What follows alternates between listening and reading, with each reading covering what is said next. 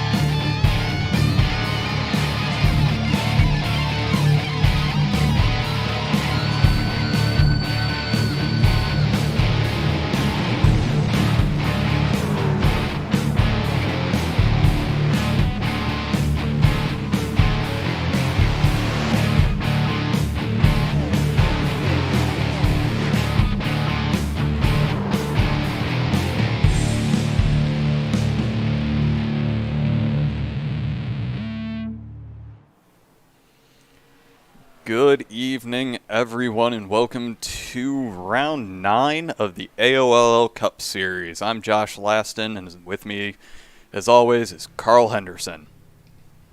Hey, everyone. I'm really excited about this race. I had said on the podcast Friday night that Richmond's one of those tracks that I, love watching racing on, but I don't necessarily enjoy racing on it. The TNT series had a really great race here Thursday night, so really looking forward to some great things out of the Cup Series tonight. Yeah, it should be a great race tonight. We are actually going to be running Richmond during the day to where the track temperature is going to be a little bit warmer than some of the other races we've run here recently, but no less, it's one of those tracks to where it's not necessarily terrible for the tires, other than they have a tendency to get hot.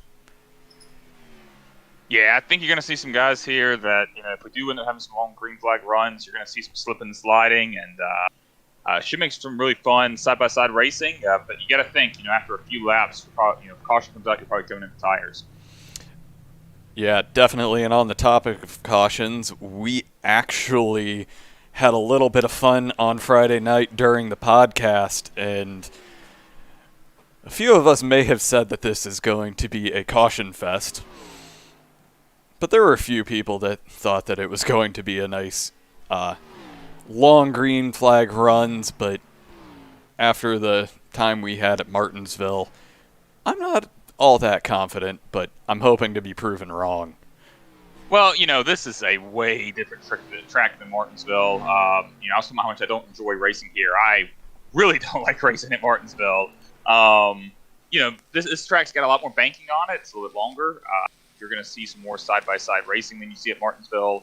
The car's just in general easier to control, but, that can be dangerous at times. You got guys that get out there, get too comfortable, and next thing you know, could be spinning.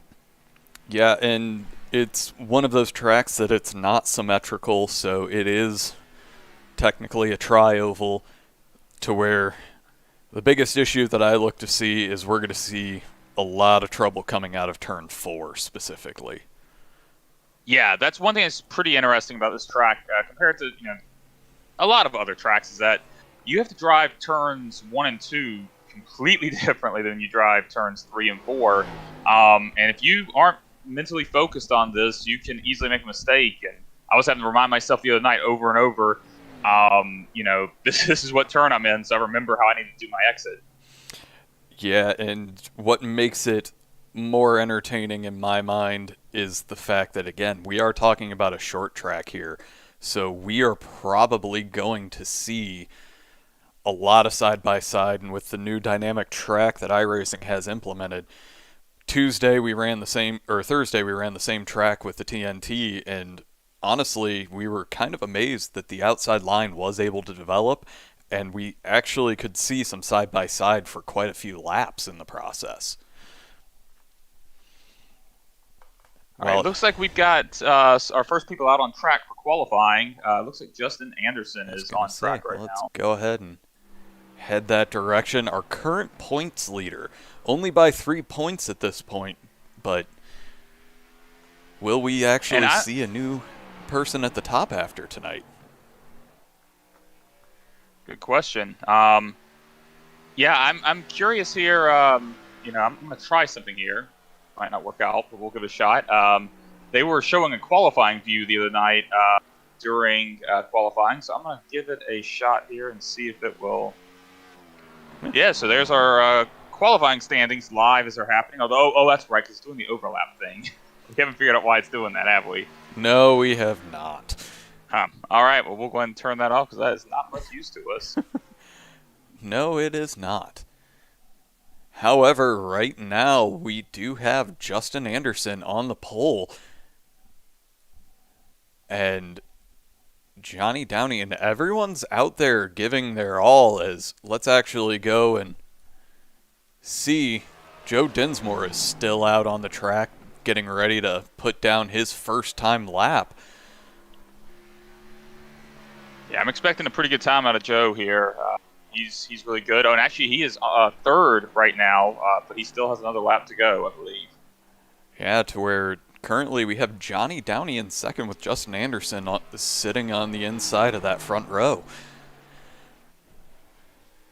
Yeah, but and Blake Gordon has just gone out on track as well, so we'll see if he can get up there and compete with those guys in the front. And also Steve Gottschalk is now out on the track as well.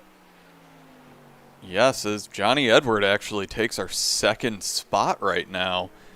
And wow, that's a great run for Johnny. That is. So let's go ahead and go to number 2 in the points. And the man who claims this to be one of his home tracks. Yep, Blake Gordon just posted the second fastest time and pushed Johnny Edward down. Let's see what he can do in a second lap here and see if he can take the pole from Justin Anderson. He's 0.05 of a second down on Justin Anderson. But let's try it one more time. See. No, we still have the overlay, but we can actually still see our top runners right now. I'm wondering, are they only running a single lap? No, they ran two. They ran two. I think we were just a little slow cutting over to them, but yeah, they ran two. As Brandon Bernhardt comes across the line, currently in 6th, and will actually remain in that position. So Dan Shirley still out on track. Oh, Mike Bass just set the 4th fastest time. 58 of Mike Bass. And we haven't been talking about Mike. Is he? Do you know if he's new to the AOLL? I do believe he is. Otherwise, we haven't had much reason to chat about him at this point. He actually moves himself up into 3rd. Wow. Yeah, really great time laid down there by Mike Bass. 3rd fastest lap. Looks like everyone has actually made their way in. So let's go ahead. And, of course, it's not actually working for me. There is a surprise. Are you trying to pull up the grid? Mm-hmm. Yeah, it's saying... you know, it probably won't show the grid until the actual race starts. Well, we can go ahead and... Yeah, how about you go ahead and we can wait a few minutes. We got a few things we can probably talk about, and we got 30 seconds here to fill. I was going to say. Yeah. What are you expecting tonight? Do you, or, you know, who are you expecting to win? I can't even remember who your winner's pick is. But you know, who are you expecting to see win? Who are you expecting to see, you know, running up front?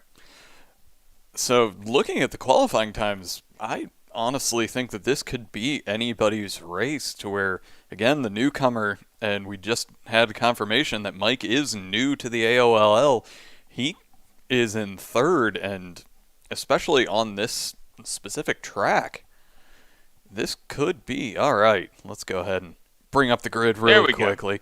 That's all right, I'll let you do the first 12, and then I'll do the ones after that. All right, so we have Justin Anderson sitting on pole for the time to start off the race with Blake Gordon on his outside, Mike Bass in 3rd, Johnny Edward in 4th to wrap up the 2nd row, Johnny Downey in 5th, Dan Shirley in 6th, Tony Pandon is on the inside of row 4, Brian Tiffany to his outside, row 5 we have Brandon Bernhardt with Joe Dinsmore on the outside, Andrew Burgess is on the 6th row with Timothy St. Jean in 12th. All right, hang on. Oh, that's what I needed to do. There we go. All right. And I went one too far. All right. In 13th, we have Kevin Pearson, followed by Ross Gage in 14th. In 15th, we have the 22 of Rick Kohler, and on the outside of him, Ed Springer. In 17th, John Gordon, and in 18th, Jason Swan. In 19th is Dan Witt, and in 20th is Adam Wood. 21st, we have Steve Gottschalk, which is very surprising. I would have expected him to be up close to the front. 22nd, we have Don Warnke. 23rd, we have Kevin Haas, and rounding out the field, I believe, in 24th, we have Steve Dominy, or do we have another page? We actually do have one more page. Okay. All right. So in 25th, we have Mike Burgess. And in 26th, we have Randy Pepper. And now, actually rounding out the field, in 27th, Peter Northway. All right, we actually are ready to go racing with one more lap with the lights off on the pace car. So I think that with this being a short track, this can truly be anyone's race. Yeah, I mean, I picked Blake Gordon. I still think he's probably my pick, but I mean, Justin and Anderson's obviously going to be strong. But we got a wild card up here for Mike Bass. We don't know what he's going to do. We haven't seen him. We're getting ready to. Oh, no, sorry, we got one more lap. It looks like before we go green here. Yeah, the lights are off on the pace car, so it should be pulling in momentarily, and we will be going racing. As the pace car has peeled off, and we're just waiting for that green flag. And we are going, and Justin Anderson does not get much of a jump, but he will have that low line, and it looks like the inside line is going to leave the outside out to dry for the time being. Well, yeah, especially on those restarts like that, the inside line does have a huge advantage. You really need to be up to speed for the outside to make much of a difference, but generally speaking, the inside's probably going to be the preferred line. And it looks like Blake Gordon is not going to give up, and he is actually going to fall into second. Just want to get a little bit wider of a shot here to where everyone has made their way into single file, but it looks like Johnny Downey has lost a spot, but Tony Pandon has gained 2 going into this as Blake Gordon sets the fastest lap of the race so far. Yeah, I'm looking here. Everybody started out real clean here. I'm looking throughout the field. We've got paddles throughout the entire field. Brandon Bernhardt's moving up, and Andrew Burgess has moved up. Tony Pandon has gained 2 positions.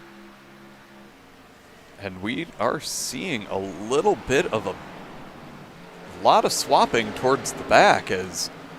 Yeah, I want to focus on Peter Northway here. He has gained 5 positions since the start of the race, which is remarkable at a track like this. We're not talking about a super speedway here. He's just clicking them down right now. But if we make our way up to the front, our leaders are starting to create a little bit of a gap back there to where it looks like we've got about 3 car lengths from Blake Gordon back to Mike Bass. Well, we've seen this so many times this season, right, where Blake and Justin start battling each other and just kind of pull away. Oh, and we've got someone going through the grass. Ed Springer is going through the grass, but looks like it will not bring out a caution. Let's just see. And again, that's that getting loose off of 4. And yeah, tires warm up a little bit, it won't be so bad. You'll start getting a little bit tighter, and you'll be wishing fondly for the days when your car was loose. But early on, at least, it's cold tires. It's gonna be a little loose. Well, and especially at a track like this, tire temperature is going to make all the difference. But there is that breaking point to where you aren't going to see much tire degradation, But what you will see is them start to balloon, and you won't have as much traction. But as they warm up, you do get to be a little more aggressive on the throttle coming out of the turns, because it will stick a whole lot better. Yeah, at some point you're going to hit a sweet spot where you'll really be able to get on the throttle on the exit. And then eventually it's going to start hitting a point where if you get on the throttle too much, you're going to start going into the wall because it's a little too tight. But it's just a balance they're going to have to hit. And, as we talked about the TNT race the other night, you and I, teammates, were talking about it on the radio. It's always a little scary after you've had like a long green flag run to come in and pit and take tires, and you've gotten used to the way the car drove on a really tight kind of situation, and then you come out and you're loose, and you have to drive it completely different. And especially on a track like this, that the throttle control is so important. Just having that groove, and again, turn 4 becomes just unbelievably treacherous. But let's go ahead and move back just to see, as I'm starting to see a whole lot of movement as Brandon Bernhardt and Andrew Burgess just trading laps and constantly going back and forth. So let's go ahead and... Yeah, that I've been watching that battle develop. There's a lot of side-by-side racing here in the roughly 8th through 12th spots. Just guys going back and forth at each other. It looks like Joe Dinsmore is about to try to make a move on Andrew Burgess. Oh, we got someone turning. The 22, it looks like, just turned and hit the wall, but currently no caution, it looks like. Yeah, as we don't... It was only enough to really just... give everybody a little bit of a scare. Yeah. Just, you got to keep people in the cars excited. You don't want to get bored out there, so just give a little spin, make the people behind you have a little scare.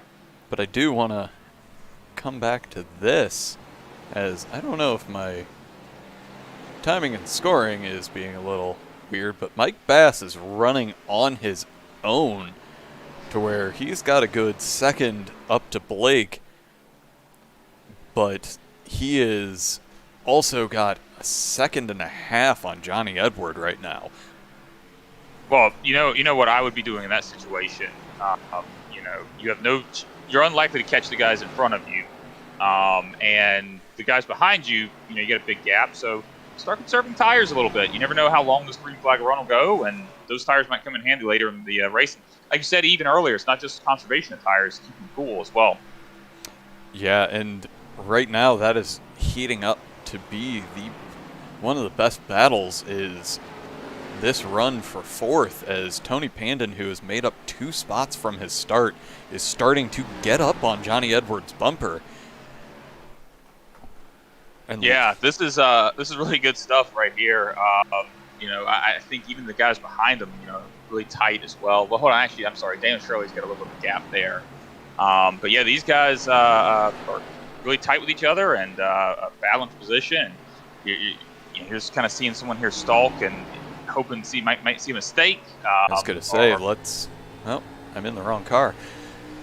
So let's go ahead and just see from inside of Tony's car as he's just looking like he's biding his time, waiting for Johnny to make a mistake, and as he takes that lower line, has to make a little correction coming out of 2, as it looks like Rick Kohler actually has been the first to bite at jumping into the pits. Yeah, well, Rick was who spun earlier, hit the wall, so might just be taking some repairs right now. Might have had to tow, actually, based on the time he's done on the track. We're watching. Johnny actually hits the wall a little bit, gets a little bit of a love tap there as Tony actually completes the move. As I want to go ahead and go back to this move, just gets a little bit of him. Johnny moves up the track. I don't think there was anything nefarious, but Tony definitely had a run going there. And hey, something if you could you focus on the 6th car, maybe do it from a blimp view? Because there is some great battling right now throughout those positions right there. They have been tight for quite a while, just a bunch of guys right there. And a lot of times you see something like that, and it's like, someone in front of them is like kind of slowing the whole pack up or something like that. But that's not what I'm really seeing. It's just that really hard racing with those guys in the mid-pack. No, we're seeing the crafty veterans going at one another as we're seeing Ross Gage get up into Brandon Bernhardt, and Timothy St. Jean and Steve Gottschalk are just there ready to pounce if he gets moved up the track a little bit. We may actually see a train run past Brandon. And one thing we should point out here, Timothy St. Jean was in the TNT race Thursday night along with John Gordon as well. And John's currently running in 26th, but Tim had a great run in the TNT race. So, I do wonder if that, obviously completely different cars, but I wonder if that little bit of extra practice may have been helping him here a little bit. I don't see how it could have hurt. Yeah. But definitely, as we're starting to see Ross Gage start to think about taking the low line away from Brandon Bernhardt and possibly make a move. But I think everybody that's lined up behind him is just waiting for that move to actually materialize as Ross gets right up there again and has to back off. But that leaves the door wide open for Timothy St. Jean, who is going to take and unfortunately have to back off a little bit. Hey, that's a smart move right there. But that also slows him down enough to where Jason Swan is lining up on the outside and possibly able to make a move. No, he shut it down there. Ross has made the move and actually has Brandon Bernhardt up on the track a little bit. Managed to get a great run out of that turn despite being on the lower line and is now just going to run away. Yeah, look at that. Our new best friend, Ross Gage, after the podcast, had a very entertaining podcast with them. Good to see him running so well. But, man, this pack right here, I cannot get over how hard they are racing each other. Guys, it's just lap 27. Well, they heard how many cautions we were saying were going to come out, and so they're running hard early. But now, Brandon Bernhardt, he's fallen a little bit off the pace. Well, now we have Steve Gottschalk managing to get underneath him, coming out of 2. Oh, no, that's 4. That's 4. But Brandon's not going to give up anytime soon. Yeah, but, it might be smart for him to give up a little bit because we saw this in the TNT race where guys just kind of overheated their tires a little bit and lost pace as the run went on. As I think Steve is now trying to make a move down below Ross Gage. Yeah, Steve Gottschalk is now up 10 positions now. He is cut through the field. Going to mention also Peter Norquay, who I was talking about earlier, is up 8 positions. So there's some guys moving through the field right now. As it looks like we're starting to have a little bit of shuffling up towards the front, but I think that might have just been everything catching up. So let's go ahead and get ourselves back here as Steve is now just looking like he's trying to pull away from this pack and get himself back up there to start fighting with Brian Tiffany, but he's got a good 2 seconds to get himself up there. Yeah, I mean, when you have something like that, you can't really worry about the guy in front of you too much. You got to just race your race and see what happens. But what I'm interested in seeing, I'm looking at lap times right now, and our lap times are about a second and a half, maybe not quite probably about a second and a half off the best lap times. So I have to wonder, as long as it stays green flag, which of course these Cup guys will go and do that, they probably end up having zero caution race just to show the Ghostfire Media people were saying on the podcast the other night. But you gotta wonder, if someone pits early here and it stays green flag, they could have a huge advantage and gain a lot of positions. But on the other hand, if they pit early and the caution comes out, they'll end up being like our teammate Nick Adams on Thursday night, where you end up like multiple laps down. It's a gamble. It is, and especially and we've already talked about it quite a bit, if your tires, you're not used to running those tires, is Timothy St. Jean's looking to throw one down the low line on Ross Gage coming out of 4. But Ross manages to keep him at bay. But name we haven't really said much about tonight, Dan Witt is also taking that low line and trying to take the run away from Ross Gage. As Dan gets a 2-for-1 and Kevin Pearson. Oh, Ross, I want to know what's going on in there. Well, you know what we were just talking about. You may have overheated the tires. That does happen here probably more than any track I've raced on before. Because there's a lot. Oh, Dan gets really loose there. Has to drop to the bottom of the track. But I think just the combination of the fact that it's pretty high speeds but tight turns. I mean, it'll do a number on your tires here. Yeah, but Dan, with that little bit of a traction loss, he was taking the fight up there, and now it looks like he's being held up as he spins Ross. As we have our first caution of the night, and it's... Oh, it is still happening. Oh, I was going to say, let's go ahead and get ourselves to what triggered it. As Dan gets there, comes up a little bit, looks like Ross just decided to come down a little bit. Let's go to a different view on that. As Dan just gets the run off the turn and Ross just comes down a little bit, catches the front end, and yeah, chaos ensues. As the spam car of Adam Wood gets collected in that process. You'll see here pretty late in just a little bit. Yep, Kevin Haas right there. It's coming in pretty late. I'm wondering if he thought they were going to be able to stay down on the inside wall. Our leaders are pitting now. All right. Well, we see that coming up. Let's take a quick break and hear a little bit from our sponsor tonight, Guitar Attic. For 20 years, the Guitar Attic has been your home for used and vintage guitars in the Daytona Beach area and at GuitarAttic.com. The Guitar Attic is your home for used and vintage guitars. Whether you're looking for that collector's piece or that beginner piece, they've got you covered.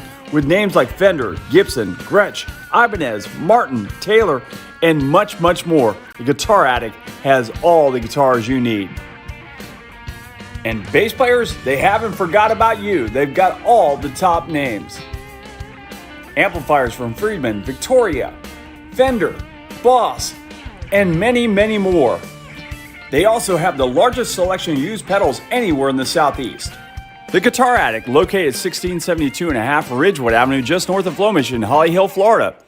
Also, check us out online at GuitarAttic.com.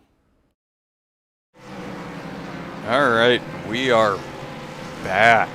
There was a little bit of shenaniganry on pit road. Yeah, I was watching it. Obviously you had Justin and Blake in the numbers 1 and 2 stalls, and Blake was had a shorter time than the pits. It was about 2/10 faster, but Justin having that number 1 pit stall made a huge difference. Was able to still beat Blake out. Just goes to show really what a huge, massive difference that number pit stall makes. Yeah, as I am trying to get ourselves back to that point.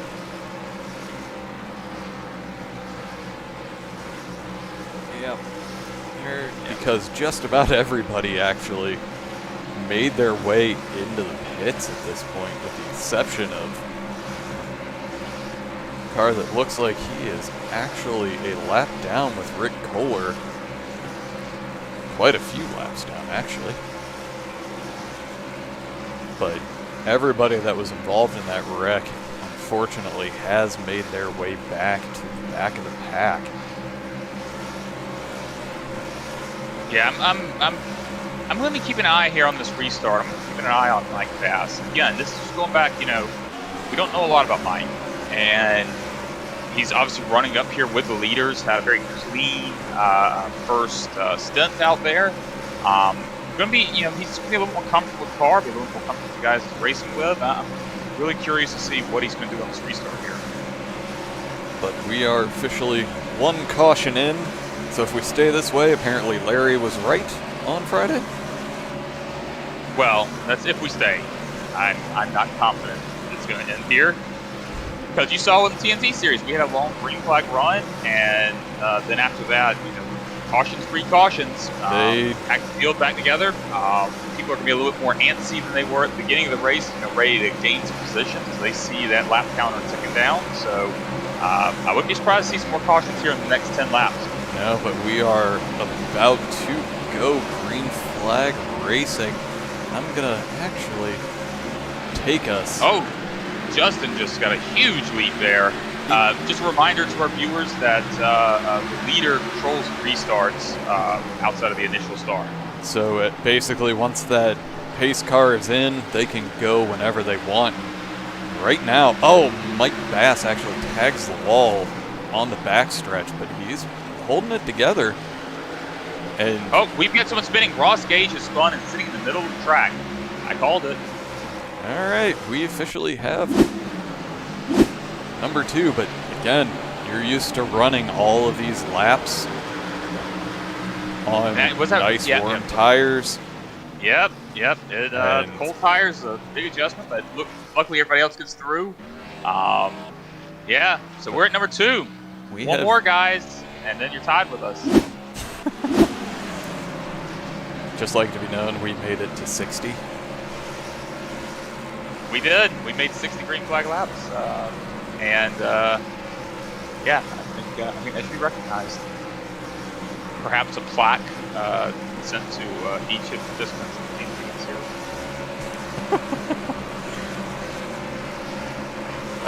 We are not going to make friends tonight with this, are we? I mean, I don't think I've done much to make friends tonight, so.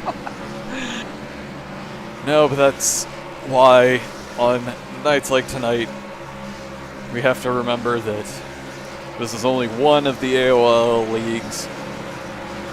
Half the league runs with the TNT series on Thursday nights, and that is the intro league to hopefully develop some of the next generation of Cup drivers and get everyone ready to run with the big dogs. And hey, before the pace car goes in, just a quick little advertisement here. Wednesday nights, we have our new coverage of the Truck Series. Larry did it by himself on Wednesday night, and I will be joining him in the booth this coming Wednesday and the remainder of the season until I get bored with it. But the Truck Series is my favorite series because it's kind of a melding of the TNT drivers and the Cup drivers. You have a wide range of skill levels. So you'll see lots of unique lines and lots of unique driving throughout the field. So I encourage everyone to watch. And this week we will be at Iowa, as will the TNT series, running the ARCA Chevys. But specifically with that, we wanted to give Carl a good send-off at Daytona, and unfortunately none of his teammates could actually make that happen. And in all honesty, none of his teammates could really finish. Well, the biggest problem with the person we're speaking about is he turned into just turned down into Kevin Haas and took both of us out. So I messed it up for myself. So that's on me.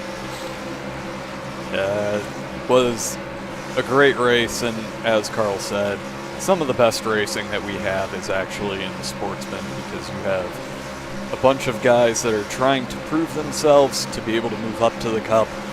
You have all of the Cup drivers running in a slightly less powerful vehicle, but on essentially the same tracks. But that one does not follow the Cup schedule. We will run a few extra road courses in the process, which I always look forward to. Can't say that everyone does, but I do. But we've got one lap left before we're back to green. And honestly, with the exception of Dan Shirley, the front looks pretty much the same as when we started this race. Yeah. I'm hoping we can get a longer green flag run here. I know it's just because there are two green flag or two cautions stacked on another, but that felt like the longest caution in my entire life. Yeah, I can remember a few from super speedways that make me feel worse, but So pace car's pulling in, and we're about to go green here. as Oh, Justin, another great start, but not as good as last time. Blake sort of held with him. but and it we looks had like Steven Dominic, or Dan Shirley, yeah, looked like he was going to hold up there, but Mike Bass thought he was- managed just to slot Yeah, back in, and then, of course, I go to him and he tags the wall. I'm going to have to stop doing that. Yeah, I thought that Dan Shirley was going to be able to hold that position, but once again, Mike Bass just really good restart. Kept his second place position right now. As Justin and Blake are closer than they have been quite a while. But he still has that position, and both of them look like they're treating their tires nicely coming out of 4, just in hopes of keeping everything just in line, and most of the field has made their way into single file running at this point. Well, these Blake and Justin are like best friends now. Blake pushed Justin to the win Wednesday night in the Sportsman division, and I imagine that both of them I don't think are going to be pushing it too hard at this point. You've got a gap on the field. There's no reason to run through your tires and burn them up. Just be patient. Wait for your car to come to you, and be ready to pounce on any opportunity. As we have Johnny Downey fighting with Tony Pandon right now, but we're getting to see that outside line is the more preferred line to where you can get a good run out of the turns. Well, that also depends on the driver, though. Some people are just more like me. I had trouble running the high line. Even if it was the preferred line overall, I just ran better on the bottom. For some guys, you're going to see that, but I agree. I think as the track rubbers up, you're going to see that high line come into its own more and more. But we're starting to see Joe Dinsmore catching up to Johnny Downey. And apparently we lost him for a second there.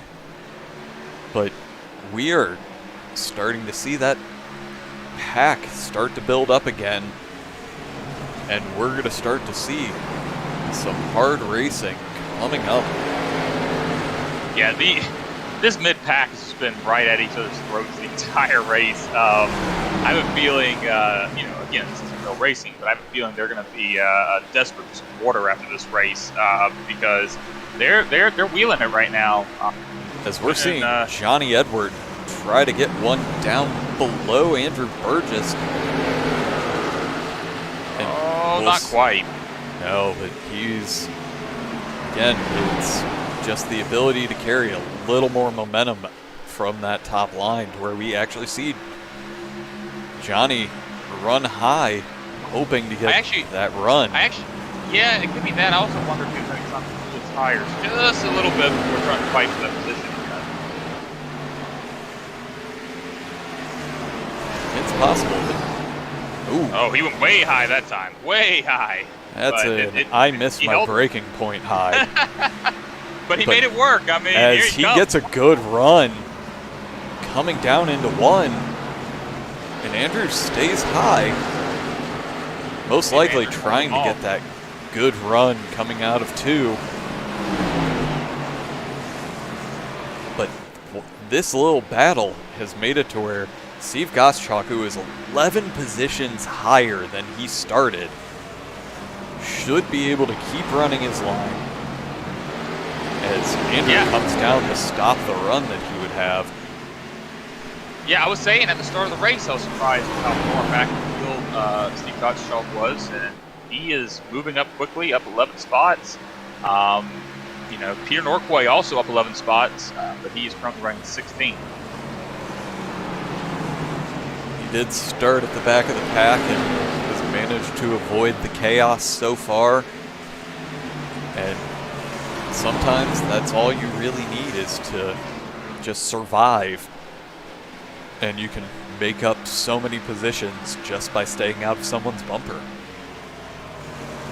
Because I want to come back up here to the front, to the battle for third, as Mike Bass is trying to hold off Dan Shirley, who is currently running an identical lap time to him.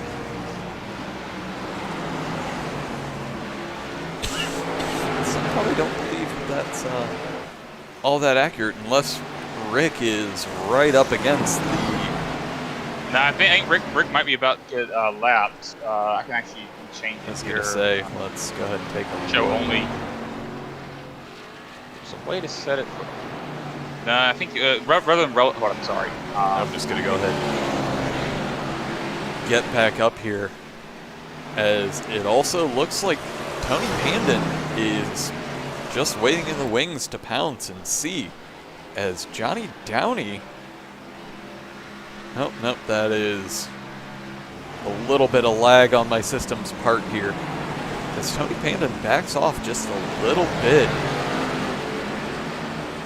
But that group right here, as we're starting to see Joe Dinsmore make himself seen in the back of this pack, but he still has a second to make up at this point.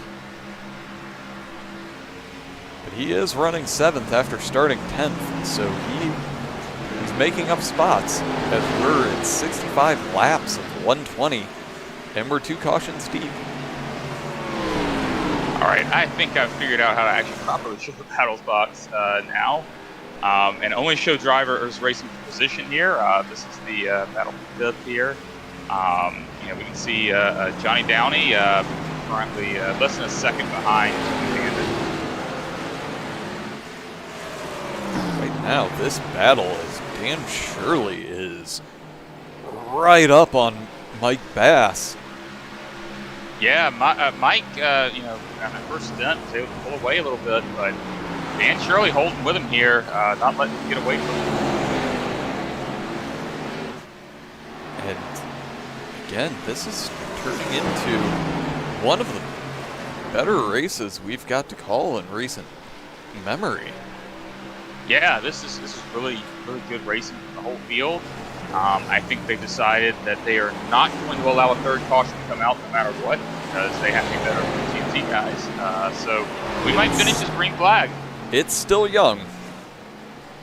We've got a lot of laps to go, but I'm seeing a lot of guys throughout the field that are obviously driving hard. They're driving conservative. They're keeping control of their cars. They're driving their equipment right now. They're not overdoing, which is really good to see. And you know, you don't typically see that from the Cup Series, with the exception of last week. You see some guys overdriving some of the corner exits, but yeah, things are looking really great right now. Battles throughout the field. It's been a great race to call so far. As we're starting to see just Blake and Justin just settling into a bit of a rhythm. Hey, let's take a look at Randy Pepper real quick, Dan. Here's a tight battle right. No, he's good. There's a tight battle right here.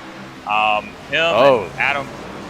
Yeah, Adam, Dan Witt, Mike Burgess, they pulling together as Randy's getting a little swervy. Oh, yep. As he was does warming up his tires. Oh, as Mike Burgess looks like he may have tried to put a move on, but aborts. Hold it there. Yeah, Randy held it low. Ooh. Really tight racing here. Randy currently racing for what position is this? Figure out what's that is like 19th, 20th positions and 21st right now. As these guys look like they may be trying to fight to stay on the lead lap, as Randy is pushing Mike Burgess down onto the very apex of these turns, not giving him much space to work with. And I don't know if that was an error, but it's telling me that John Gordon crashed. Yeah, I'm looking at it. Yeah, I'm very shocked and caution didn't come up with that. It happened right in front of the leaders. Caution out now. There it is. Yeah, so let's look at what happened here, and then I want to go back after and take a look at what happened to John Gordon. I do believe that John was the one behind that. Oh, no. Yeah, he was. Tags the wall, locks it up, comes down, gets a little bit of Ross. And this is in front of the leaders. They had to check up a little bit, but got through. But that is unfortunate. Looks like John was just sitting there waiting. As we're starting to see another wave of people in the pits. Let's go ahead and see this race real quickly. That is really unfortunate there. That was a poor decision on John's part. He was in a tough position there because caution didn't come out. So as we saw Justin and Blake almost perfectly synchronized into the pits, coming down. And no battle this time. That was clearly Justin. That was Justin actually had a faster pit stop that time, and he was actually slower. Justin was faster on his stop and in pit lane that time. But manages to get himself back out in front as we're starting to see the rest of the field make their way in. I want to say one thing about the Cup Series here that I'm always amazed by, and I'm looking through the field right now and seeing how these guys are in almost the exact same positions they were when they came to the pits. They are so good at pitting. Like, I feel like every time I pit, I'm either this is my box, or my tires are coming out, or something along those lines. These guys are flawless. Like, the whole field is just incredible at pit stops. And that just goes to show these guys are at the top of their game right now. Yeah, we have Dan Witt, who manages to avoid going a lap down. But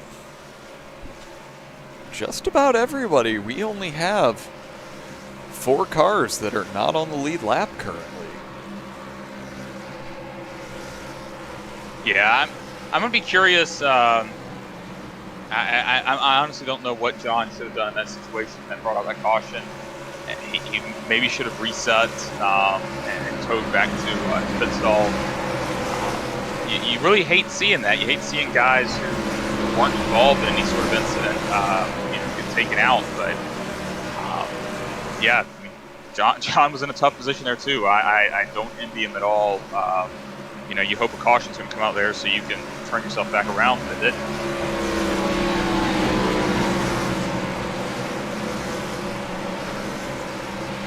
Sorry, I'm trying to scoot a very loud cat out of my way.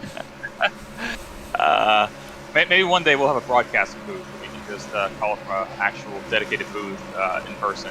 Well, it's just I need to close the door to where I am. But as we see Dan Witt get the wave around as we go 1-2 green. So I'm really going to be watching here if anybody's going to be able to give Justin Anderson anything. He has been incredible tonight. And honestly, Blake hasn't even really. Blake's held in second, but he's really never looked like much of a threat to this point. I'm going to be curious, as our laps are winding down, Blake's going to put the pressure.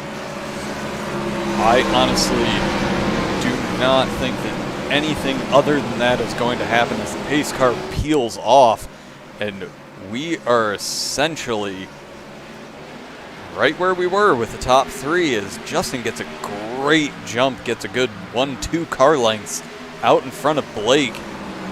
And Mike Bass right back into 3rd with Dan Shirley behind him in 4th. But Tony Pandon is fighting his way back up there.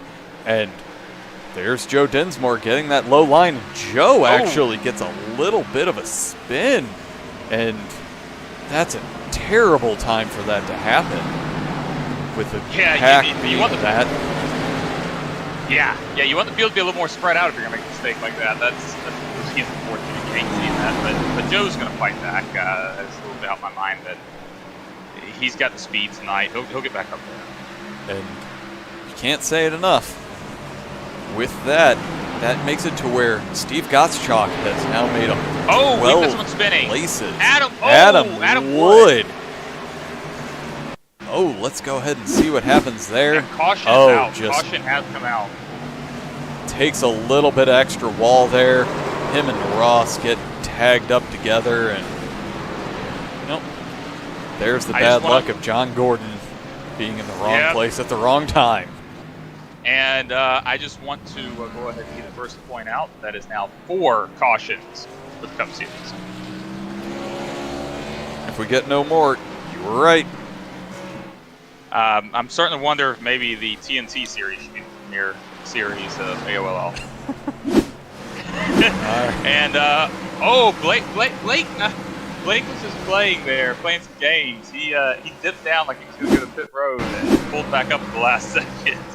I really thought he was coming in, but I'm going to guess he probably saw people behind him weren't coming, and he'd have lost a few spots. I think that was just him trying to catch a few people off guard. And Blake likes playing games. And honestly, that's not a bad strategy, especially knowing that a lot of people will actually try to mirror any kind of strategy that he's doing. Oh yeah, absolutely, I do that. I'll openly say that. Actually, I got burned on it a few weeks ago in the truck series when he pitted. And I said, "Oh, I'm going to pit too," so I dove down, not thinking about the fact that I was a lap down, so the pits were not open for me yet, and it completely ruined my night. Well, no one ever said that we pay enough attention. Well, you know, there's a reason that I'm going to be in the booth on Wednesday nights instead of racing. So There also happens to be a really big box that comes up on your display that says if it's open or not. Normally, it's a good idea to listen to it. Well, see, the biggest problem is I'm looking around the track too much, trying to avoid hitting my teammates. That's the problem with that. I wasn't going to bring any of that up. So yeah, I'm going to talk about who's ranking our top 10 right now. Right now, we've got Justin Anderson first, Blake Gordon second, Mike Bass third. Those are people who qualified for the top 3, and they've held their positions. So no changes there. 4th place, Daniel Shirley. 5th place, Tony Bandon. In 6th place, we have Johnny Downey. In 7th is Andrew Burgess. In 8th place is Johnny Edward. In 9th place, having gained 12 positions, is Steve Gottschalk. And rounding out our top 10 is Jason Swan. And that, again, Steve Gottschalk and Andrew Burgess have made some serious strides from where they qualified. And let's actually talk. Jason Swan is also up 8 positions right now. And again, it's just avoiding the chaos. Yeah, I mean, sometimes you can call it luck. Sometimes you have bad luck, you get caught up in things. Yeah, that happens. But you would expect over the course of the season that bad luck's going to kind of apply to everyone somewhat equally. Maybe it's going to affect the people further back in the field a little bit more, because that's where you're going to be caught up in stuff a little bit more. But I think there's a lot to say about guys who drive consistently clean and are able to move the field. And you're seeing a little bit of that tonight because of especially that long green flag run we had. Guys are able to keep their noses clean and move up. And as we are about to go back to green flag racing, our top 6 have not changed. Let's go ahead and just turn it up and get everyone back to just watching great racing.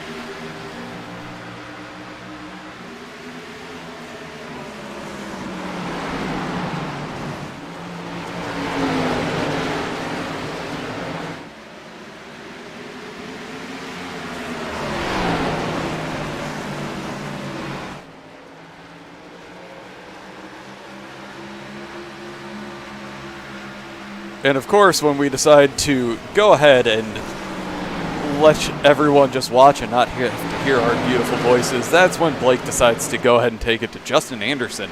And we're starting to see that outside line really has an opportunity to push hard, and we have Mike Bass just sitting there waiting. Oh yeah, this is great for Mike. I mean, I'm not saying that he's fast enough to keep these guys. Maybe he is, maybe he isn't. But these guys are racing each other's hard, and Mike just kind of hang out back there for a little bit, take it easy, not punish his tires too much. And, maybe have an opportunity to strike.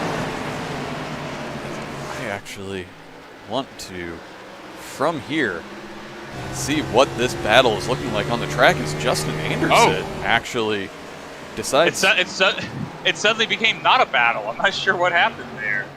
As Justin just falls down, gets a little bit. Oh, as Justin is around, and that is going to be a big one.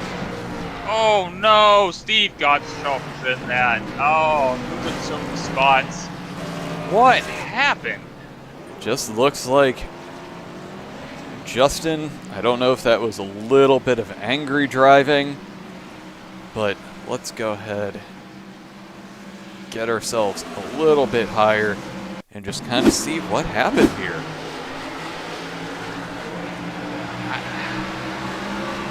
I don't understand that, to be honest.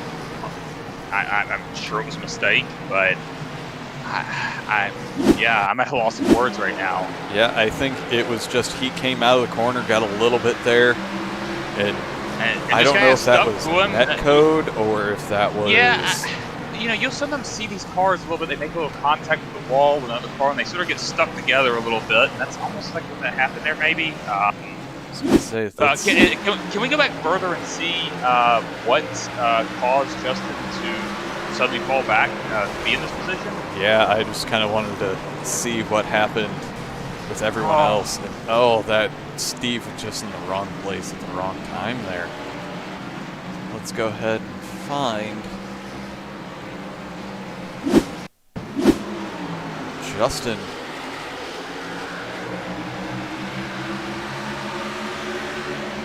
I wonder if he just got a little squirrely coming out of 4. Yes. Oh, yeah. Just ended up falling back just a little bit. Oh, that's very unfortunate. So, well, we've had a bit of a shakeup in the field. We did. And we were so focused on the crash there, I am trying to find... I do believe we had people diving into the pits. I knew that Blake dove down, but it looks like some guys stayed out. So we've got Dan Shirley, Don Warnke, Kevin Haas, Randy Pepper, Dan Witz in our top 5 positions, followed by Blake Ford in 6th. That's going to be interesting to see how that works out. I'm curious to see how aggressive Blake's going to be here, because obviously he's faster, even on the same stunt. But he's going to be on fresher tires now. How hard is he going to push these guys in front of him to get around them? As we got to see on Thursday with the TNT, you would think that they haven't had many laps on these tires, but just that little bit of wear can make a huge difference. As we actually got to see Cody Leland from the 3rd row make his way up into 2nd position just from having 5-lap newer tires. So I'm honestly thinking Blake has quite an opportunity here. Yeah, I mean, he's if he can get through these guys quickly and efficiently, that's the big thing. You don't want to burn through your tires. I think this is gonna be a really fun restart to watch here. But he's definitely gonna be faster. We have a few new faces up at the front here, to where Don Warnke is on the outside with Randy Pepper right behind him, and Kevin Haas, who we have not had much to talk about with him tonight, as we're about to go green. This could be quite an interesting restart, as Dan Shirley just gets moving immediately. Oh, yeah. And Don Warnke had a bad start there, kind of held up the field, but it's actually hurting Blake a little bit, but Blake's... he's right there. Yeah. He's not fighting, but Dan Shirley, He's 3/4 of a second in front of the second place car of Kevin Haas. And that's with only 24 to go, as we have an incident in the back. Let's go ahead and see. It looks like Brandon Bernhardt, and it looks like he may have collected someone else. Oh, gets tangled up with Joe Dinsmore, and he goes around, and that's did terrible Joe luck. tag the wall there? He did. Yeah, so Joe tagged the wall a little bit and came down maybe. I didn't see But quite that that does not bring out a caution. Yeah, I'm not sure. Not sure how that didn't bring out a caution, but I guess it's just because of the fact that there was nobody behind him at that point. But while we were looking at that, Mr. Blake Gordon has gotten himself back up into second and is tracking down Dan Shirley. Yeah, he's nearly a half, about 4/10 of a second faster than Dan Shirley right now. So you would expect him to be able to track him down. But he's a half second. His last lap was a half second faster. Yeah, that's what I'm saying. There he goes. He's coming in a hurry. Down low and passes. Not even questionable. Yeah, that was kind of a given. It was, once Blake could get to the field, he had fresh tires. I wasn't expecting anything else. Justin Anderson is ninth currently after that incident. He's we almost might be close to an incident. The wall a little bit, but everybody manages to collect it. But Tony Pandon is just below him and nope. Justin makes the move down low early to make sure he does not get a run on him. But there's Steve Gottschalk after getting collected in that incident. And I want to point in out 11th. And Mike Bass also in 12th. I keep wanting to call him Sam Bass. We got caution. We have caution as Jason Swan, it looks like, is behind that one. Oh, him and Randy just get collected and locks it up. Oh, I was looking forward to maybe seeing Randy up top, but he's dropped back to 19th, even though that is still 7 positions better than he was. Yeah. So that is what, caution number, is that 6 now? I do believe that is 6. And how many laps are we through? We have 17 to go. Yes, we're at 103 laps, which is just 3 laps more of the TNT race. Cup guys have had TNT guys. So much for that message sent out to the group. 2 2 more and I'm right. just having a really good time with these guys. I imagine they're going to be thrilled with my portrayal of them in the race. But yeah, I mean, it is what it is. These guys are racing hard.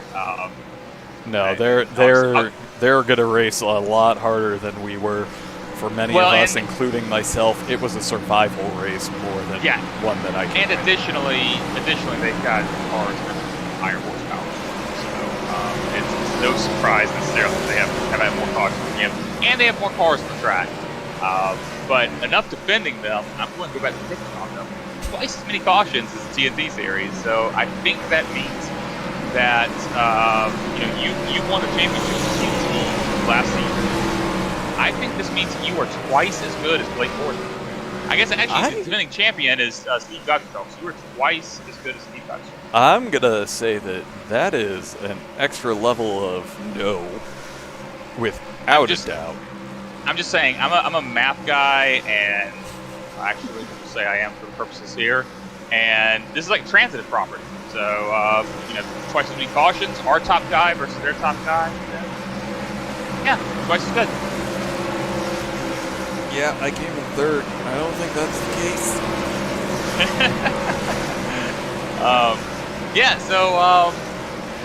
When we've been green flag, we've had some really good racing for the field. I'm hoping we can finish it under green here. The entire field has looked like looked sharp at this track. Honestly, I mean, you had some, you obviously have some guys from TNT who have struggled a little bit with the ARCA cars, but the guys here. I mean, even if you're running near the back of the field, I mean, it's been great racing everywhere. So I'm hoping that we'll see some good long green flag run to finish out the race. And to go back to the fact that these guys are much better, all of their cautions have been tough racing rather than self-spins, which is what we were seeing in the TNT. Right. And maybe John's wasn't, but I'm not going to remind John too much. No, this has definitely been... I'll say that this has been much more entertaining, and these guys always do have such a great product on track that this is what I was hoping for from this race, is a lot of really good side-by-side racing, as we've got one left to green. Well, and we've already had, this has been a better race than the Martinsville race was already. I mean, it's been enjoyable to watch. It's been enjoyable to call. I love watching these guys every Sunday. Hope everybody out there also loves it. Knew that last week was a bit of a fluke, and we weren't going to be seeing that one again. But as the pace car should be peeling off, Blake is just getting himself ready to... That inside line has had great jumps all night. As we see Dan Shirley looking like he's ready to... Oh, Kevin Haas spun his tires there, it looks like. That is very unfortunate, but I can't talk enough about how some of these guys, I'm looking at Don Warnke, who is 17 positions in front of where he started, and Kevin Haas, the exact same. Dan Witt is 12 positions up as we are about to be 10 to go. Oh, we almost got 3 wide. Oh, we got 3 wide. We're still going 3 wide. Right. Justin is around right now, trying to fight his way back up there. Caution is back out on the raceway. Oh, that one. Justin just fighting it, trying to fight his way back up. He had 3 wide. People had to check up, and that is just tough luck for our points leader right now. It's good that he can get himself back going. But I'm going to take this caution as an opportunity to hear from our sponsor one more time, because we aren't going to have any more cautions. For 20 years, the Guitar Attic has been your home for used and vintage guitars in the Daytona Beach area and at GuitarAttic.com. The Guitar Attic is your home for used and vintage guitars. Whether you're looking for that collector's piece or that beginner piece, they've got you covered. With names like Fender, Gibson, Gretsch, Ibanez, Martin, Taylor, and much, much more, the Guitar Attic has all the guitars you need. And bass players, they haven't forgot about you. They've got all the top names. Amplifiers from Friedman, Victoria, Fender, Boss, and many, many more. They also have the largest selection of used pedals anywhere in the Southeast. The Guitar Attic, located at 1672.5 Ridgewood Avenue, just north of Flemish in Holly Hill, Florida. Also, check us out online at GuitarAttic.com. All right. So, one thing I do really want to bring up is we have Andrew Burgess, who we were talking about towards the beginning of the race in that midfield pack, and he seemed to be struggling a little bit, but he's managed to get himself up into 3rd. Yeah, Andrew Burgess pitted at the same time Blake Gordon did, lap 91. Also, Johnny Downey did. And Dan Shirley last pitted at lap 74. And I think we could possibly put the graphic to show for that. Yeah, so those are our laps on a set of tires, our stint lengths. We can see there that Burgess and Johnny Downey both have fresher tires. They're on the same strategy as Blake Gordon there. So I think they might be able to get up there and compete and possibly take away the second position from Dan Shirley. I want to comment. Don Warnke has not pitted. He has made it 17 places running on the same tires. Well, that might be incorrect because I'm looking and it's saying that he pitted at 74, so that graphing might be wrong. However, it's possible that he takes tires. That could be. I think that's exactly what it is. He hasn't taken tires.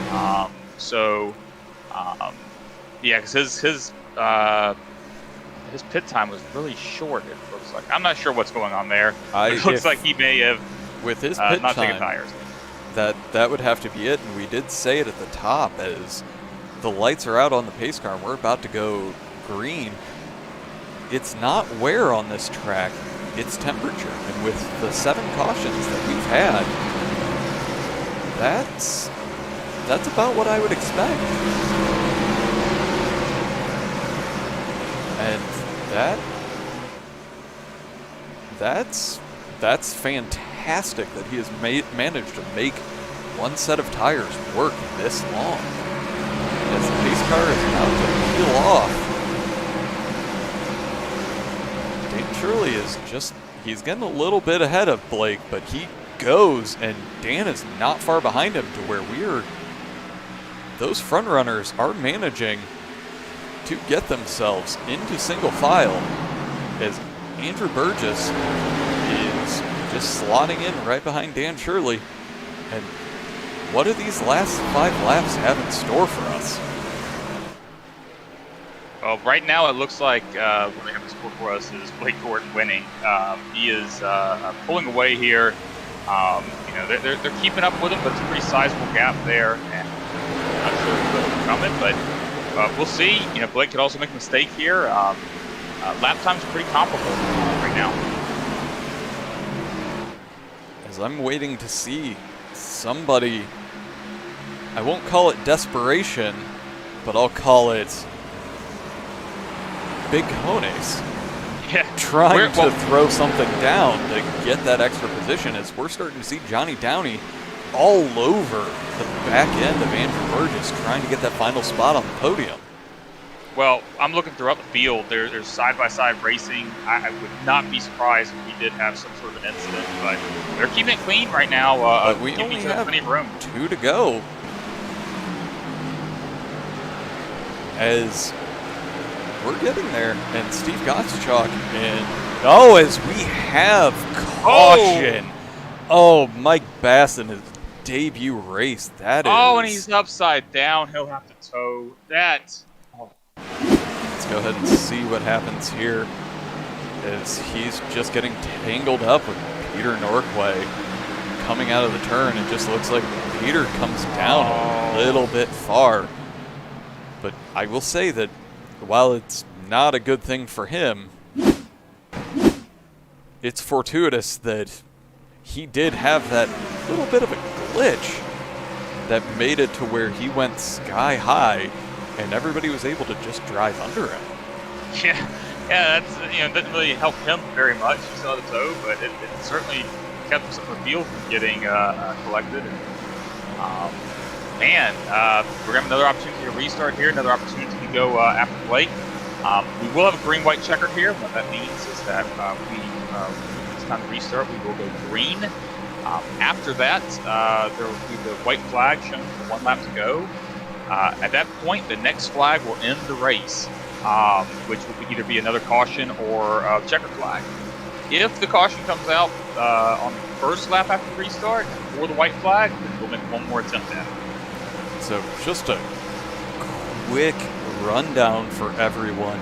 We have Blake Gordon in first, Dan Shirley second, Andrew Burgess in third, Johnny Downey fourth, Dan Witt in fifth, Don Warnke in sixth, Johnny Edward in seventh, Tony Pandon in eighth, Kevin Haas in ninth, and Steve Gottschalk in 10th.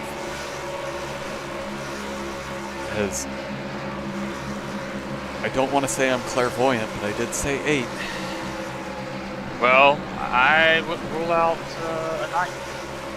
I honestly, with how we're starting this one, again, we're going to end up with a little bit of desperation and a little bit of aggressiveness for these last few laps. And honestly, I'm looking forward to some good hard racing and hopefully a very, very exciting finish at the front.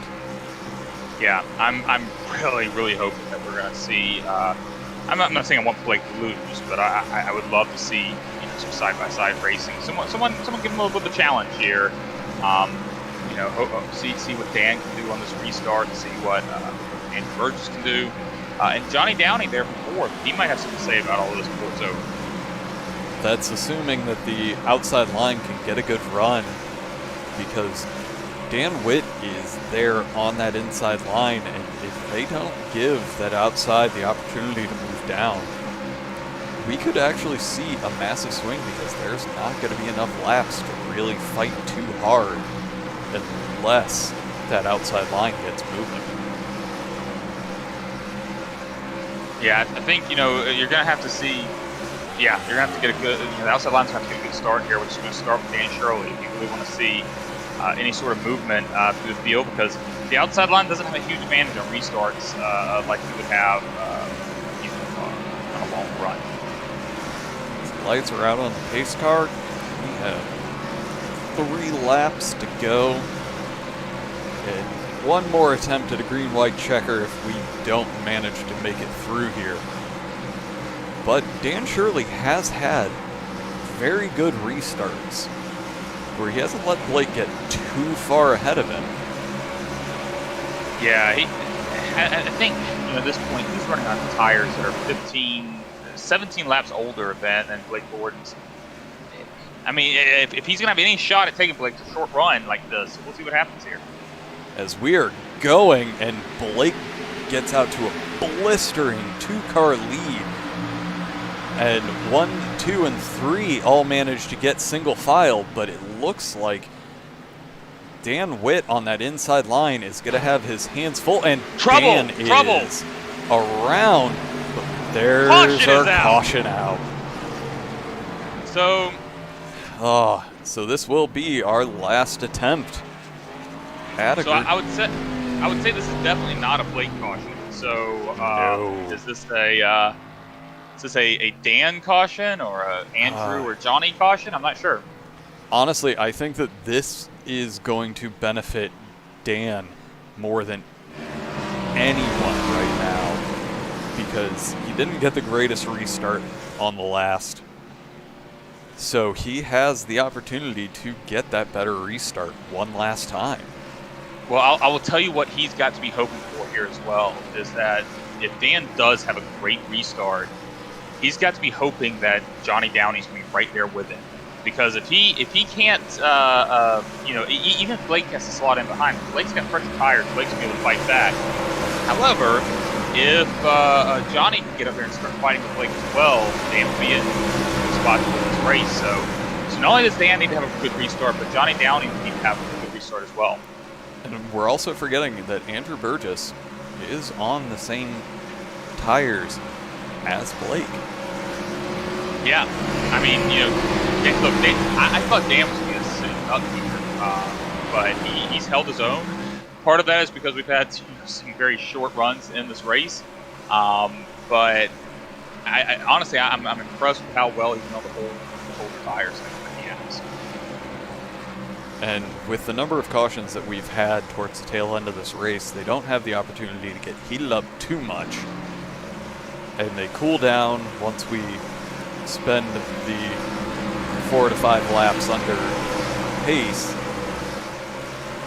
It almost levels it out just a little bit. Yeah, I mean, obviously Blake's much faster right now. Last lap, like I said, it's probably not accurate. It's probably basing it on caution lap. Yeah, it is. But I mean, you're looking at probably a couple tenths difference in terms of time with fresh tires versus older tires. I'm just hoping we don't get to end this one under caution, as we are officially 1 to go. Oh, no. Timing and scoring is being a little funky on me, apparently. But with this last restart, it's the last attempt that they have. So if we do have another caution, we will finish under caution. Yep.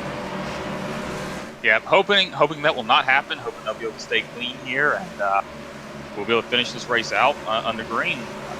Because I think even if they can't compete with Blake at the front, I think we're going to have some great racing throughout the field. And I want to see it finish under green so we can analyze the race and talk about it on Friday on the podcast. I'm looking forward to it because I love chatting about these great races, and especially this week with the great racing that we had in the mid-pack. I'm just looking forward to seeing how this plays out, as the lights on the pace car are off, so we will be green following this lap.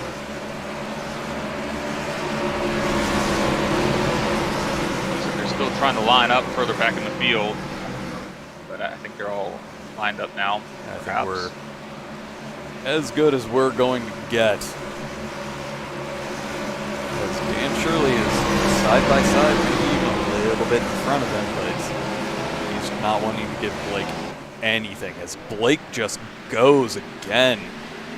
As we are green flag racing, and Blake has just taken off out of a cannon. But we're seeing Andrew Burgess look like he may try to make a move to the outside. And we've made it through the backstretch unscathed. We're about to get our white flag, as it looks like the best race. Johnny Downey is not going to go away easily. He wants that final step on the podium. He wants to talk to us. Well, I'll tell you what, regardless if we make the podium or not, I'm going to talk to him even after we turn off the broadcast. Ed Springer is turning around. Oh, they're wrecking. It was a huge wreck. Oh, that is collecting so much of the field, as we have Blake Gordon, who has won, but I want to see what has happened back here. Just got loose coming out of 2 and just starts collecting everyone. Wow. I'm glad it stayed green, but I did not want to see that. That is unfortunate. That is painful, but we got ourselves back to the end, as Blake is giving us a little bit of a show. As we have Blake Gordon, our winner, with Dan Shirley in second, Andrew Burgess third, Johnny Downey fourth, Johnny Edward fifth, Don Warnke in sixth, Kevin Haas in seventh, Steve Gottschalk eighth, Tony Panda ninth, and Joe Dinsmore in 10th. All right, and then in 11th, we have Jason Swan. 12th, Mike Burgess. 13th, John Gordon. 14th, Peter Norquay. 15th, Kevin Pearson. 16th, Ed Springer. 17th, Steve Dominy. 18th, Brandon Bernhardt. And to wrap out 19th, go ahead. I'll go ahead and do it because you have to control it. 19th, we've got Justin Anderson. 20th, Ross Gage. 21st, Timothy St. Jean. 22nd, Rick Kohler. 23rd, Dan Witt, who had a pit there at the end. Mike Bass in 24th. Unfortunate run for the first-timer. 25th, Randy Pepper. 26th, Brian Tiffany. And 27th, Adam Wood. We're going to have to give him a very hard time on Friday. Hey, where was Larry? I don't know. Larry just apparently wants to milk that my last race I came in third. Oh, man. We worked on a new paint job for him. All right, let's go ahead and bring up our winner. Hey, Blake, this is Josh and Carl in the booth. You got a copy? Oh, yeah, fellas, what's going on? Hi, Blake. What's up? It's We talk to you every week now. It's crazy what you've been able to do this season. I'll be honest. Tonight, I was starting to feel like it was going to be Justin's race to lose, but you had that one restart. I think it was after the fourth caution, where you were able to stay side by side with him, battle with him. What did you do different on that restart there? Well, that's classified. But I knew if I could get next to him in turn 1 and 2, I could give him a good fight. He had been doing a great job pulling away on all the restarts prior, so I was like, okay, well, I got to do something different on a restart, or I got to beat him on a different strategy. Like, I got to take 2 tires if we pit. I got to do something different than him, you know. So I tried out something different on the restart. It worked really well.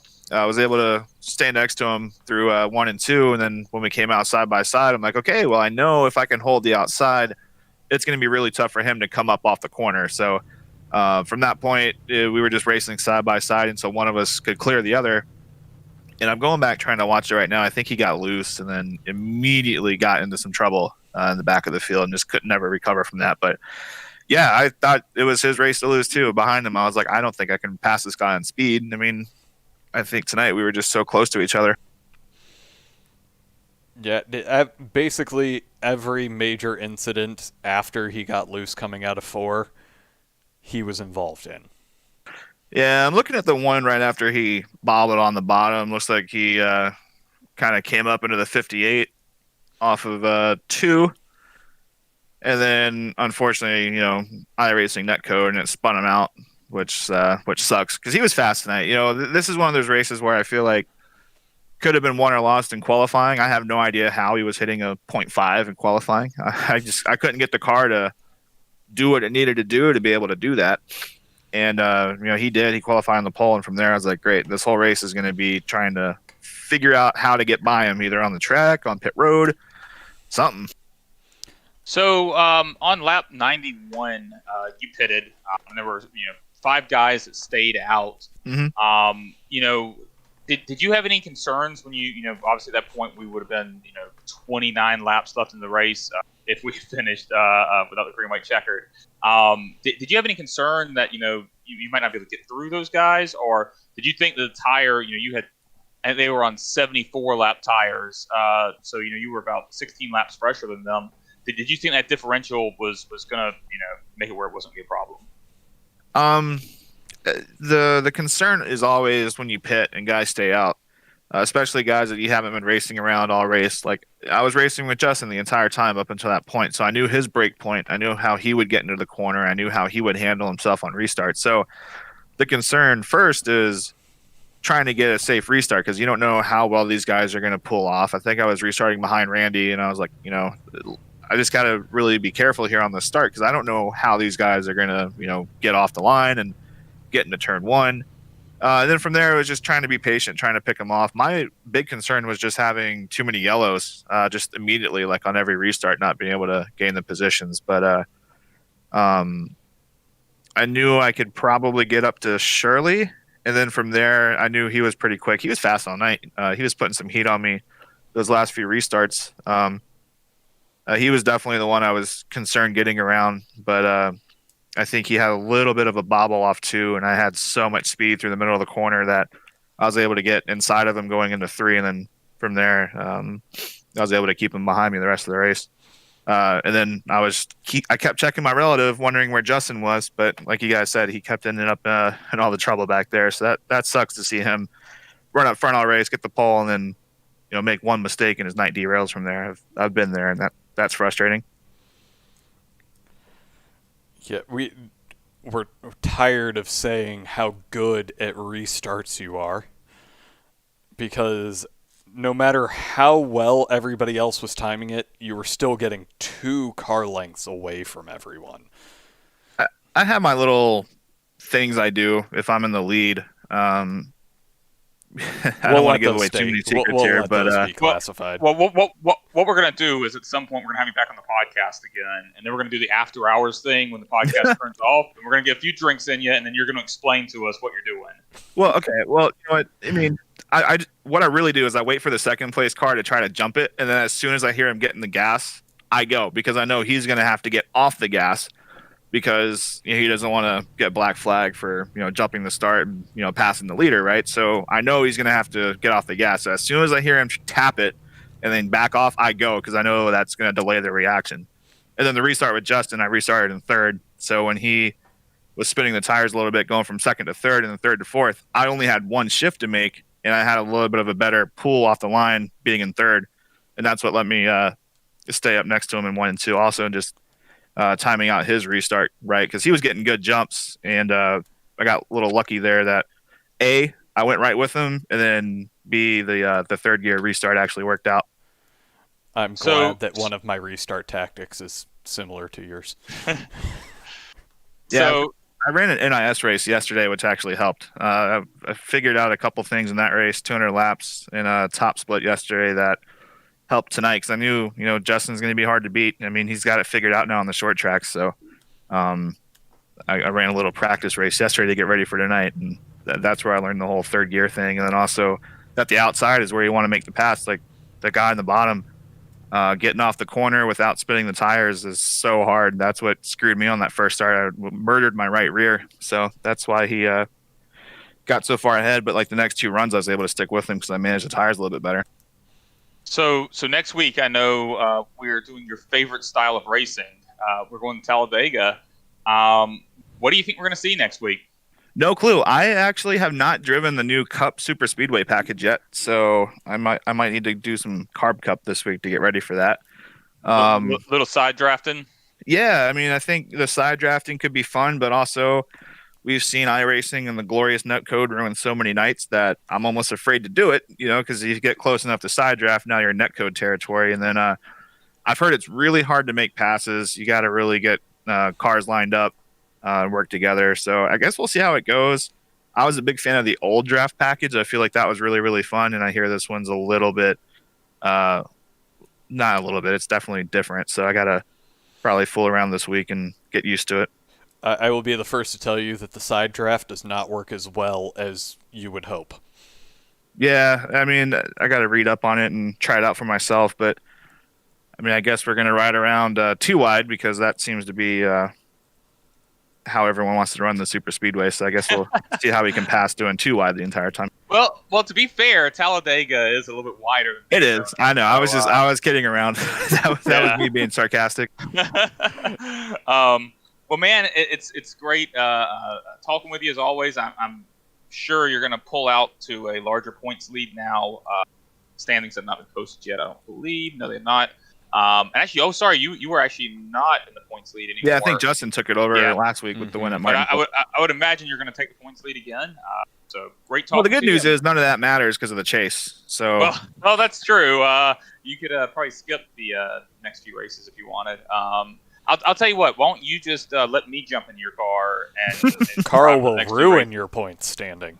But hey, as long as he stays in the top 12 or whatever, you'll be fine. I think it's 16, so that's basically half of the Cup field. So all right, so just let me have the next 6 races and you'll be fine. So we might be able to cut a deal or something. All right, I'll tell you what. You can drive my TNT car, and I'll take over the Cup for a little while. I think I would much rather race in TNT than race control it, especially if we get 16 yellows, like whoever predicted that on Friday night. I'd just like it to be known I was right. You guys got 9. Yeah. We got 9, but, Carl was right with his pick to win the race, so. Yeah? Well, but Carl likes you a lot. The rest of us are tired of you winning. I feel like his idol. Well, hey, you guys will probably get a break from me next week, because somehow I always find the crap at Talladega, so. Well, we'll see how it goes. I'm hoping for a good race, hopefully caution-free, and I'm assuming we will talk to you next week, but with Super Speedway, maybe we won't. We'll see. Yeah, I guess we'll find out. Can't wait to go back and listen tonight. I'm sure you guys did a great job, as always. All right. Thank you, Blake. Sir. No problem, fellas. Y'all have a good night. All right. All right. Let's go ahead and bring in a new person to the booth, and I'm glad to finally be bringing in Daniel Shirley. Mr. Shirley, this is Josh and Carl in the booth. You got a copy? Yes, I do. How's it going this evening, guys? Oh, great to finally get to chat with you. Yeah, I think it's been since Daytona Road Course since I've been up on the podium. So it's good to hear your voices again. Yeah. One thing I've got to ask you, because you were solidly running in the top five most of the race, but you did have some pit strategy at the end there that kind of moved you up in the second. There were a lot of guys that pitted there at lap 91.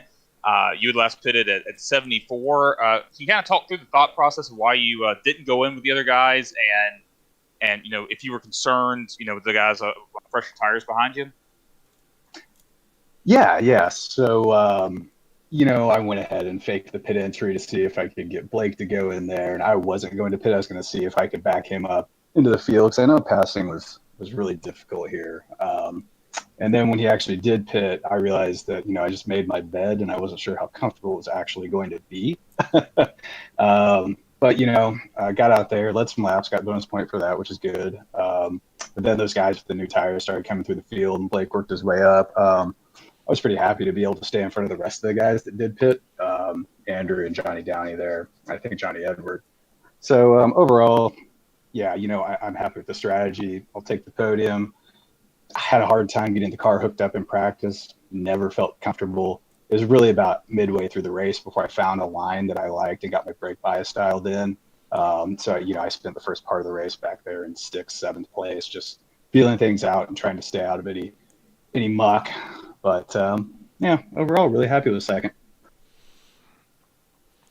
No, it was a brave run at the end, knowing that there were a bunch of guys that had fresher tires. It really was. We called it at the beginning of the broadcast that Richmond's not necessarily a tire wear track; it's a tire temperature track. To where the cautions that came out played into your hand brilliantly, actually. Yeah, no, I absolutely think they did. The first half of the race was totally different from the back half of the race with just the number of yellows. We got all bunched up. And so I was able to chew up a number of laps under yellow flags. We headed towards the 120 mark and eventually had those 2 green-white checkers, which I was not super happy about given my position on the tires. But, Blake and I were having some good gamesmanship there on the restarts. I knew he had the pace on me, so there was a very little chance that I'd actually be able to legitimately get by him unless he made an error or anything like that. But, it helped me maintain that second place and keep a little gap with Andrew in third just to make it that much harder for him to even attempt to set up a move on me. So, I can't say that I was super comfortable having, I think, 20 lap holder tires and everybody around me. But like you said, the yellow flags played into my hands there in the last couple dozen laps, and then was able just to make it work and see it through. Yeah, so you restarted second on those green-white checkers. Do you think if you had had a really good jump, you might have had something for Blake there, or do you think with his fresher tires, he even if you had a good jump, he would have been able to hold you off? You can never say never, but it would have been a long shot, I think. If I really could have got on top of him coming into turn 1 and forced him down low, maybe got him to spin his wheels a little bit, trying to aggressively come off turn 2. That might have opened the door, but, that's the point where I'd want to hold it until we got the white flag and hope yellow came out, just because those newer tires probably would have given him the chance to really make a run. So, might have had a small chance to claim the win, but I wouldn't say that it would have been a certainty. No, it was a great run, actually getting to see you move up the 4 spots from qualifying. And to be honest, with the exception of Blake, the top 3 made significant jumps tonight in comparison to where they started. To where you gained 4 over your starting, and again, that's on a position track. That's an amazing run. Yeah, well, I appreciate it. It's difficult to pass here, and I don't know why. It seems like that it should be more of an open track for passing, but I don't know if it's just the car model or the track surface or what it is, but I felt that at certain points, like I was locked in to a certain spot. That first half of the race, I was just cruising behind Johnny Downey. I couldn't get any sort of run, and I feel like really the only chance to make good solid passes, not sketchy passes, was for the person in front to spin the tires or, drift a little high and maybe tap the wall and get out of sorts a little bit. But yeah, other than that, true passes were hard to come by.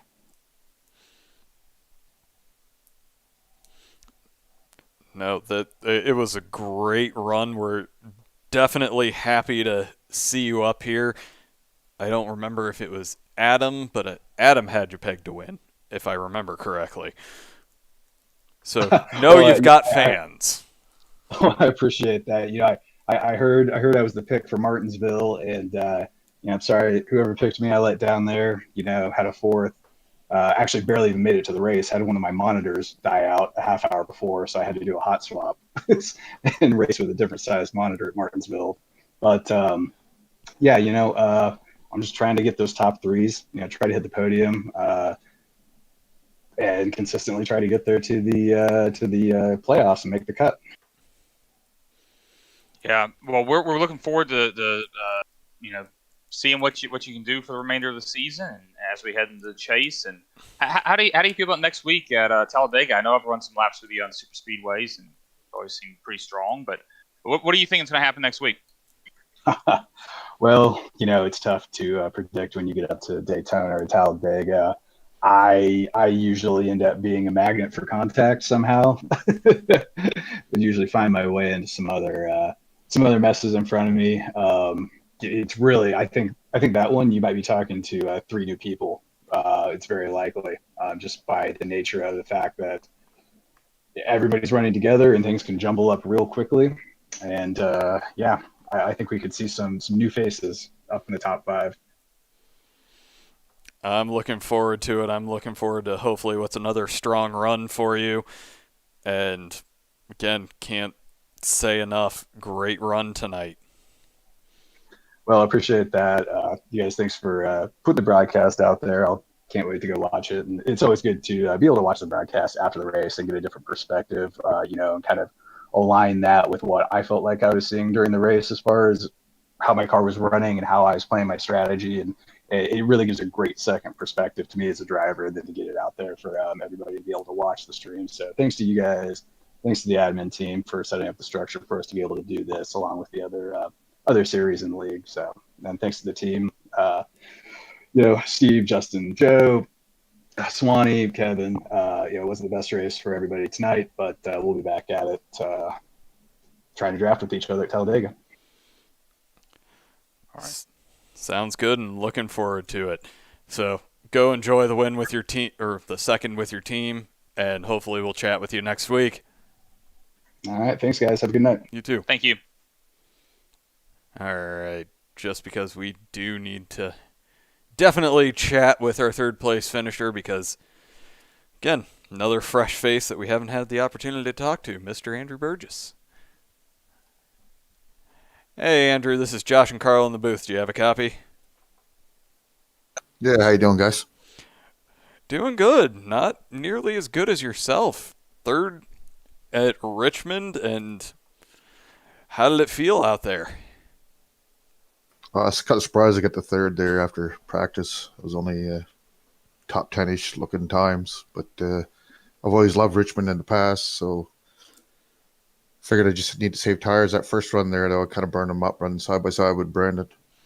But after that, I tried to just save them, and I get the benefit of that caution when part of the field pitted, and I didn't. Do have to ask, we spent a lot of time watching you during that first green flag run after the start. It was a little heated back there. What was going through your mind while everybody was bunched up like that? Just trying to pick off positions, but save some tires too. So it was, and especially when you're on the low side, it's really hard not to get loose coming off this, especially off 2 there. Yeah. I'm curious about, at near the end of the race, you took tires at lap 91, and so did Blake and Johnny Downey there with you guys. And Dan Shirley was on older tires. Obviously the cautions there at the end probably didn't play into your hand, but do you think that if there had been a longer run, you would have been able to get around Dan Shirley and take second? I'm not sure. I kind of feel like the tires kind of equalized out after 5 or 6 laps on the new ones. That they you drop off a lot then, and then they almost equal out for quite a while. So I probably would have took a mistake by Dan to get by him there. Now, we do have to ask. You started in 11th. Did you feel that you had the car to get up to third tonight, or was it just a survival kind of race for you? I was hoping for a top 10 tonight. So it was survival and circumstance from those guys staying out there. And, of course, Justin's bad luck where he got behind there. And then Joe also has some bad luck where he got loose and fell back in the pack some there too. So that gave me a few spots. No, it was a great run. It was great getting to watch you. And again, congratulations on a podium tonight. Are you looking forward to Talladega at all? Is that going to be a strong one for you? Absolutely not looking forward to it. I hate plate racing. Like the truck race the other night, it was a rough night. So I expect the same next week at Dega. Yeah, you're not the first one to say that. And I did just want to let you know, points standings have been updated, and you've moved up 1 spot into 8th place now. So you're in a solid position for the chase right now. Cool. I'll take that. All right. Well, thanks for talking with us, Andrew, and hopefully we'll be able to talk with you next week. All right. Thanks, guys. All right, so that just about wraps it up for us here at Ghostfire Media. Looking forward to a plate race next week. Hopefully we're going to see a lot of side-by-side and a lot of strategy play out. Yeah, I mean, I know, the guys who are really good generally don't like plate racing, but for someone like me, if I were in the Cup Series, I'd probably be running like 26th, 27th or so. So I love plate racing. Plate racing's great, and I always look forward to running them, even though I've had awful luck with them recently. I'm really looking forward to this next week's race. I think it's going to be a great show for everyone. It's going to be great to broadcast. So I look forward to seeing everyone next week. Thank you very much from us here at Ghostfire Media, and have yourselves... And hey, just a quick reminder to everyone, just kind of letting you know what our schedule is for this week on Ghostfire Media. Tuesday night, be sure to tune in to the IVRL race. Wednesday night, we have our Sportsman Division race in AOLL. Thursday night's TNT, and then Sunday night, we'll be back here with you. And we look forward to seeing everyone then. Thank you very much, and have yourselves a good night.